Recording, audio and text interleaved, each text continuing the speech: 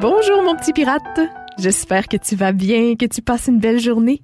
Aujourd'hui, on va lire une histoire qui s'appelle Stella, étoile de la mer. Stella, c'est le nom de la petite fille dans l'histoire. C'est un joli nom, hein? C'est un nom qui vient d'une langue ancienne, le latin, et qui veut dire étoile. Elle porte bien son nom, Stella, pour jouer à l'étoile de mer, hein? Dans notre histoire, on va trouver des mots trésors. Te rappelles-tu qu'est-ce que c'est un mot trésor?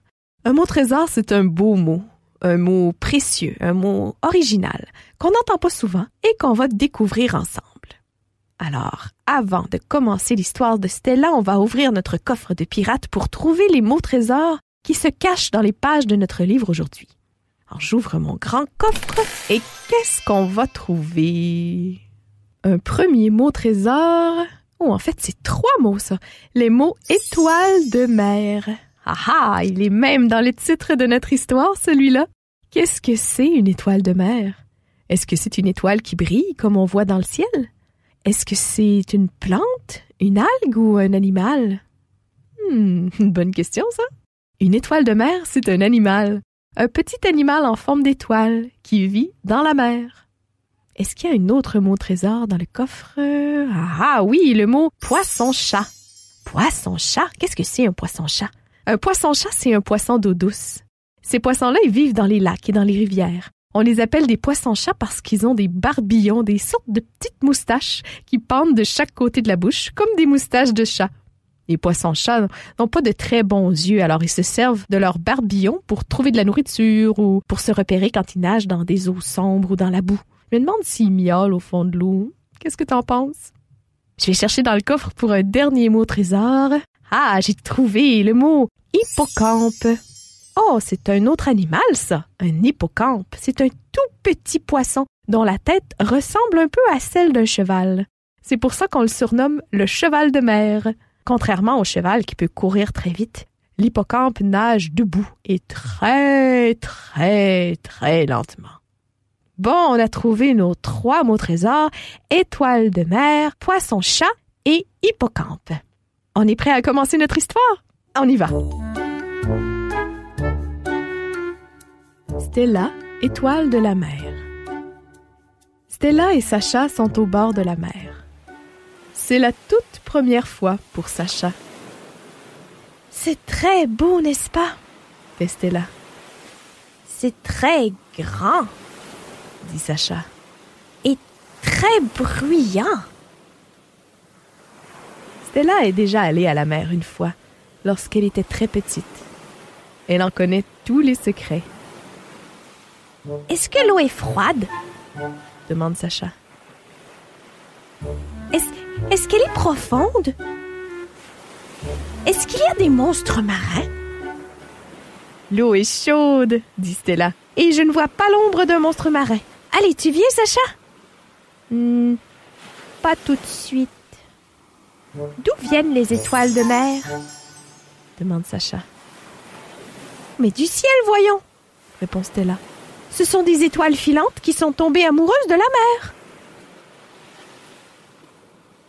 « N'avait-elle pas peur de se noyer? » demande Sacha. « Mais non, » dit Stella. « Les étoiles ont appris à nager. » « Et qu'est-ce que c'est que ce coquillage? » demande Sacha. « C'est une aile d'ange, » répond Stella. « Les anges enlèvent leurs ailes lorsqu'ils se baignent et parfois ils les oublient. » « Et celui-ci? » demande Sacha. « Ah, ça, c'est un œil de requin, » dit Stella. « Oh! Crois-tu qu'il y a des requins dans la mer? » demande Sacha. « En as-tu déjà vu? »« Oui, » dit Stella. « J'ai vu un requin bleu. Il m'a fait un petit clin d'œil en passant. Tu viens, Sacha? »« Tout à l'heure, » dit Sacha. « Peut-être. »« Viens voir !» crie Stella. « J'ai trouvé un hippocampe !»« Est-ce que ça mord un hippocampe? » demande Sacha. « Est-ce que ça pique? » « Mais non, » répond Stella. « C'est un petit cheval qui aime chevaucher les vagues. Allez, tu viens, Sacha? » Pas tout de suite. Alors creusons un tunnel. dit Stella. « Un immense tunnel, très long et très profond. »« Pourquoi ?» demande Sacha. « Où irons-nous ?»« En Chine, » répond Stella. « Nous irons jusqu'en Chine. »« Est-ce qu'il y a une mer en Chine ?» demande Sacha. « Est-ce qu'il y a des requins en Chine ?»« Ah, bon, » soupire Stella. « Oublie ça. Allons à la pêche au poisson-chat. »« Est-ce qu'un poisson-chat ronronne ?» demande Sacha. « Est-ce qu'un poisson-lune brille la nuit ? Est-ce qu'un poisson-lion, ça rugit ? » « Oh, je ne sais pas, » soupire Stella. « Mais moi, je vais me baigner. »« Est-ce qu'un poisson-perroquet a des plumes ? » demande Sacha. « Est-ce qu'il vit dans une cage ? Est-ce que la mer touche le ciel ? » pense Sacha. « Est-ce que les bateaux ont des jambes ? D'où viennent les vagues ? Et pourquoi... »« Sacha !» crie Stella. « Pourquoi ne viens-tu pas te baigner ?»« J'arrive !» crie Sacha.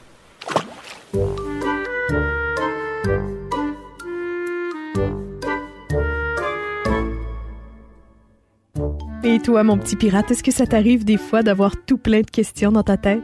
Quand on arrive dans un nouvel endroit, qu'on rencontre des nouvelles personnes ou qu'on pratique une activité pour la première fois, il y a souvent des tonnes de questions qu'on a envie de poser, hein? Et c'est une bonne idée de les poser. C'est comme ça qu'on apprend plein de choses, en posant plein de questions.